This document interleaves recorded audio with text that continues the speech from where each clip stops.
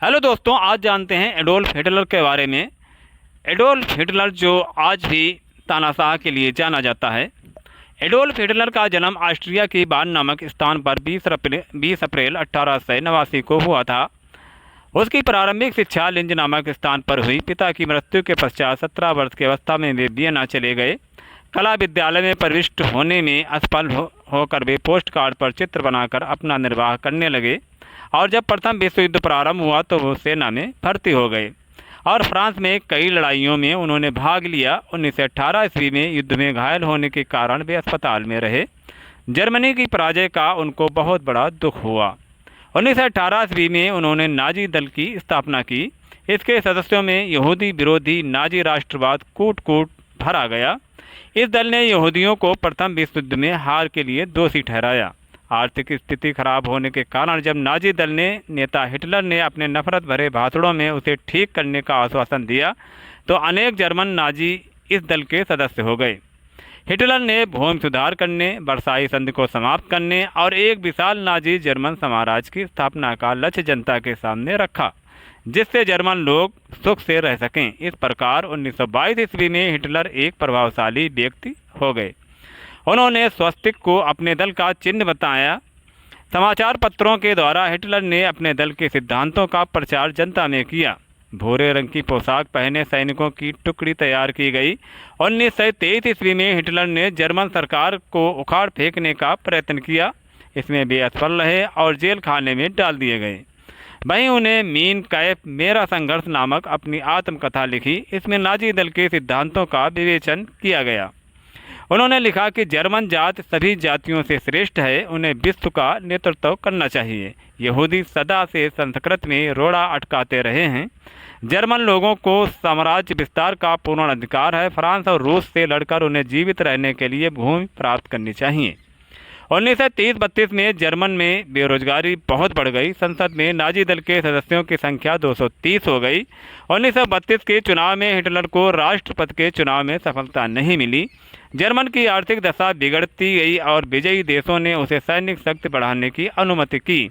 1933 में चांसलर बनते ही हिटलर ने जर्मन संसद को भंग कर दिया, कम्युनिस्ट दल को गैर कानूनी घोषित कर दिया और राष्ट्र को नाजी बनने के लिए ललकारा। हिटलर ने डॉक्टर जोसेफ गोयबल्स को अपनी प्रचार मंत्री नियुक्त किया। नाजी दल के विरोधी व्यक्तियों को जेल में डाल दिया गया। कार्यकारिणी और कानून बनाने की सारी शक्तियां हिटलर ने अपने हाथों में ले ली। 1934 में उन्होंने अपने को सर्वोच्च न्यायाधीश घोषित कर दिया। उसी वर्ष हिंडनबर्ग की मृत्यु के पश्चात वे राष्ट्रपति भी बन बैठे। नाजी दल का आतंक जनजीवन के प्रत्येक क्षेत्र में छा गया। 1933 से 1938 तक लाखों यहूदियों की हत्या कर दी गई। नवयुवकों में राष्ट्रपति के आदेशों का पूर्ण रूप से पालन करने की भावना भर दी गई और जर्मन जाति का भाग्य सुधारने के लिए सारी शक्ति हिटलर ने अपने हाथ में ले ली। हिटलर ने 1933 में राष्ट्र संघ को छोड़ दिया और भावी युद्ध को ध्यान में रखकर जर्मनी की सैन्य शक्ति बढ़ाना प्रारंभ कर दिया। प्रायः सारी जर्मन जाति को सैनिक प्रशिक्षण दिया गया। 1934 में जर्मनी और पोलैंड के बीच एक दूसरे पर आक्रमण न करने की संधि हुई। उसी वर्ष ऑस्ट्रिया की नाजी दल ने वहां के चांसलर डॉल्फस का वध कर दिया। जर्मनी की इस आक्रामक नीति से डरकर रूस, फ्रांस, चेकोस्लोवाकिया, इटली आदि देशों ने अपनी सुरक्षा के लिए पारस्परिक संधियां की। उधर हिटलर ने ब्रिटेन के साथ संधि करके अपनी जल सेना ब्रिटेन की जल सेना का 35% रखने का वचन दिया। इसका उद्देश्य भावी युद्ध में ब्रिटेन को तटस्थ रखना था। किंतु 1935 में ब्रिटेन, फ्रांस, इटली ने हिटलर की शस्त्रीकरण नीति की निंदा की। अगले वर्ष हिटलर ने वर्साई की संधि को भंग करके अपनी सेनाएं फ्रांस के पूर्व में राइन नदी के प्रवेश पर अधिकार करने के लिए भेज दी। 1937 में जर्मनी ने इटली से संधि की और उसी वर्ष ऑस्ट्रिया पर अधिकार कर लिया। हिटलर ने फिर चेकोस्लोवाकिया के उन प्रदेशों को लेने की इच्छा की जिनके अधिकतर निवासी जर्मन थे। ब्रिटेन, फ्रांस और इटली ने हिटलर को संतुष्ट करने के लिए म्यूनिख के समझौते से चेकोस्लोवाकिया के इन प्रदेशों को हिटलर को देने के लिए विवश किया। 1939 में हिटलर ने चेकोस्लोवाकिया के शेष भाग पर अधिकार कर लिया। फिर हिटलर ने रूस से संधि करके पोलैंड का पूर्वी भाग उसे दे दिया और पोलैंड के पश्चिमी भाग पर उसकी सेनाओं ने अधिकार कर लिया।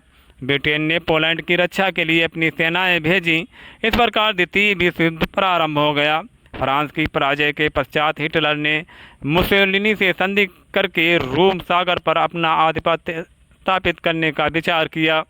इसके पश्चात जर्मनी ने रूस पर आक्रमण किया गया तो हिटलर की स्मारक स्थिति बिगड़ने लगी। हिटलर के सैनिक अधिकारी उनके विरुद्ध षड्यंत्र रचने लगे। जब रूसियों ने बर्लिन पर आक्रमण किया तो हिटलर ने 30 अप्रैल 1945 को आत्महत्या कर ली और रूसियों ने जर्मनी पर कब्जा कर लिया। तो गाइस, ये जानकारी आपको कैसी लगी? अगर जानकारी अच्छी लगी हो तो वीडियो को लाइक करें, सब्सक्राइब करें और शेयर करें। और आपसे मिलते हैं नेक्स्ट वीडियो में एक नई जानकारी के साथ। अब तक thank you for watching video.